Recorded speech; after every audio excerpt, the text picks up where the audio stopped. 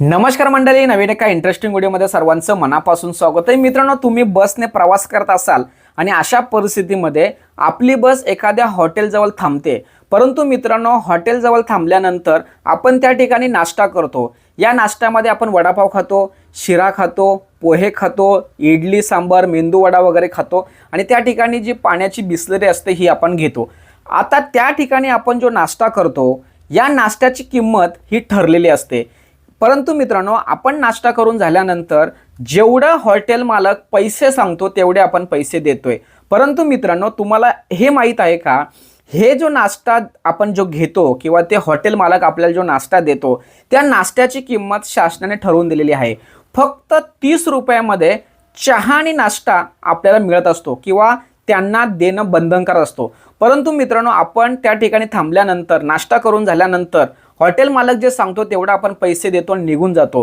परंतु मित्रांनो फक्त 30 रुपयामध्ये चहा आणि नाश्ता देण्यासंदर्भात महाराष्ट्र शासनाची योजना आहे। आपल्याला या योजनेविषयी कोणत्याही प्रकारची माहिती नाही। आपण या व्हिडिओमध्ये महाराष्ट्र शासनाची अशी कोणती योजना आहे त्याविषयी सविस्तरपणे माहिती जाणून घेणार आहेत। त्याचबरोबर समजा त्या हॉटेल मालकाने या योजनेअंतर्गत आपल्याकडून जास्त पैसे घेतले तर आपण तक्रार कुठे करू शकतो। आपण ज्या बसने किंवा एसटीने प्रवास करतो त्या एसटीचा जो चालक असतो त्या चालकाने जर आपली गाडी किंवा आपली बस एखाद्या प्रायव्हेट हॉटेलवर जवळ जर थांबवली तर आपण त्या जो एसटी चालक असतो त्यावरती कारवाई करू शकतो का? किंवा समजा महाराष्ट्र शासनाने जे अधिकृत बस स्टँड दिलेत किंवा बस थांबा दिलेत त्या ठिकाणी जर गाडी थांबली आणि त्या ठिकाणी जर जास्त पैसे आपल्याकडून घेतले तर आपण तक्रार कोठे करू शकतो, कशा पद्धतीने तक्रार करू शकतो याविषयी A to Z माहिती या व्हिडिओमध्ये आपण जाणून घेणार आहोत। व्हिडिओला सुरुवात करण्यापूर्वी चॅनलवरती जर नवीन असाल तर कृपा करा चॅनलला सबस्क्राइब करा। अशाच महत्त्वपूर्ण अपडेट, महत्त्वपूर्ण बातमी या चॅनलवरती येत असते। चला तर मित्रांनो व्हिडिओला सुरुवात करूया।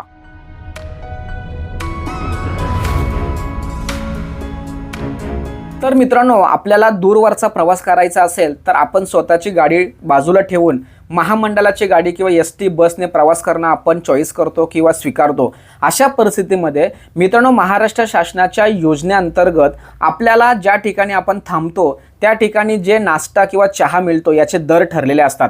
तुम्हाला स्क्रीनवरती दिसत असेल, या स्क्रीनवरती जेवढेही बस स्थानक दिलेले आहेत हे सर्व बस स्थानक हे अधिकृत बस स्थानक आहेत। या ठिकाणी गाडी थांबू शकते। समजा जर याच्या व्यतिरिक्त दुसऱ्या ठिकाणी जर गाडी थांबली तर तुम्ही त्या बस चालकावरती तक्रार करू शकता। आता तक्रार कशा पद्धतीने करायची हा आपण पुढे बघणार आहोत, परंतु तुम्हाला स्क्रीनवरती जेवढेही ठिकाणे दिसतात या ठिकाणावरती जर गाडी थांबली तर या ठिकाणी आपल्याला फक्त 30 रुपयामध्ये नाश्ता मिळू शकतो किंवा मिळतो। आपल्याला त्या ठिकाणी जास्त पैसे देण्याची गरज नाही। आता समजा त्या ठिकाणी आपल्याला पाण्याची बॉटल घ्यायची असेल तर नाथजल नावाची जी कंपनी आहे या कंपनीचे जर पाणी आपण घेत असू तर आपल्याला त्याच्यावरती जी छापील किंमत असते त्या छापील किमतीच्या वरती जास्त पैसे देण्याची गरज नाही। जेवढी किंमत त्याच्यावर छापलेली आहे तेवढेच पैसे आपल्याला त्या ठिकाणी द्यावे लागतात। परंतु मित्रांनो सर्रास ठिकाणी आपण एखाद्या बस स्टँडवरती गाडी थांबली की त्या ठिकाणी आपण आवाच्या सव्वा पैसे मोजतोय। नाश्त्याचे वडापावची किंमत सुद्धा जास्त असते, शिरा असो किंवा पोहे असो किंवा इडली सांबार असो याची किंमत खूप जास्त असते किंवा पाण्याची किंमत सुद्धा छापील किमतीपेक्षा जास्त असते। अशा परिस्थितीमध्ये महाराष्ट्र शासनाच्या योजनेअंतर्गत आता पुन्हा तुम्हाला स्क्रीनवरती एक परिपत्रक दाखवतो। या परिपत्रकाच्या अंतर्गत ज्या ठिकाणी अधिकृत बस स्टँड आहेत त्या ठिकाणी जर गाडी थांबली, ॲक्च्युली जे महामंडळाच्या बस असतात हे अधिकृत बस स्टँडवरतीच थांबावे लागतात, इतरत्र ठिकाणी थांबावे लागत नाही। खूप इमर्जन्सी असले आणि प्रवाशांनी जर रिक्वेस्ट केली तर फक्त वॉशरूमसाठी आपण त्या ठिकाणी थांबू शकतो, परंतु नाश्ता वगैरे आपण त्या ठिकाणी करायचा नसतो। जे शासनाने ठरवून दिलेले अधिकृत बस स्टँड आहेत त्या ठिकाणी गाडी थांबवली जाते, थांबावी लागते। आणि जर समजा त्या ठिकाणी थांबवली नाही किंवा त्या ठिकाणी आपण नाश्ता करत असताना जास्त पैसे जर घेतले, या सर्व लोकांना म्हणजे हॉटेल मालकावरती किंवा जो बस चालक असतो त्यावरती आपल्याला तक्रार करायची असेल तर आपण ज्या ठिकाणी गाडी थांबवतो त्या ठिकाणी समोर दिसलेलं पोस्टर सुद्धा लावलेलं असतं, परंतु आपण त्याच्याकडे दुर्लक्ष करतो आणि जास्त पैसे देतो आणि आपण त्या ठिकाणी निघून जातो। परंतु मित्रांनो आपल्याला हे माहीत हवं की ज्या ठिकाणी गाडी थांबते त्या ठिकाणी गाडी थांबल्यानंतर जो नाश्ता मिळतो या नाश्त्याचा दर हा फक्त 30 रुपये असतो। त्यापेक्षा जास्त दर घेणं आणि आपण सुद्धा देऊ नये असा शासनाचा नियम आहे. असं जर समजा पालन होत नसेल तर आपल्याला तक्रार करू शकतो. स्क्रीनवरती एक मी नंबर दाखवतो, या नंबरच्या माध्यमातून तुम्ही फोन लावून आपली तक्रार नोंदवू शकता. या ठिकाणी नंबर असा दिलाय 022-230-75539. या नंबरवरती तुम्ही कॉल करून तुमची तक्रार नोंदवू शकता.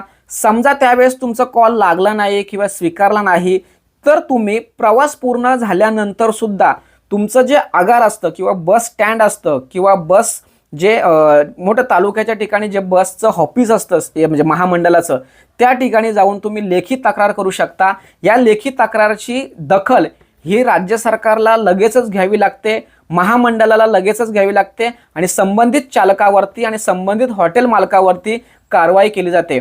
अशा पद्धतीने मित्रांनो, आपण प्रवास करत असताना आपल्याला नाश्ता किती रुपयामध्ये मिळतो किंवा आपली जी बस थांबते ही त्या ठिकाणीच का थांबते, थांबल्यानंतर आपल्याला किती रुपयामध्ये नाश्ता मिळतो, याविषयी संपूर्ण माहिती या ठिकाणी देण्याचा आणि समजावून सांगण्याचा प्रयत्न केलाय. ही व्हिडिओ स्वतःसाठी तसेच आपल्या मित्रांसाठी अतिशय महत्त्वाची असल्या कारणाने त्यांच्यापर्यंत पोहोचवण्यासाठी सहकार्य करा. तोपर्यंत धन्यवाद. जय हिंद, जय महाराष्ट्र.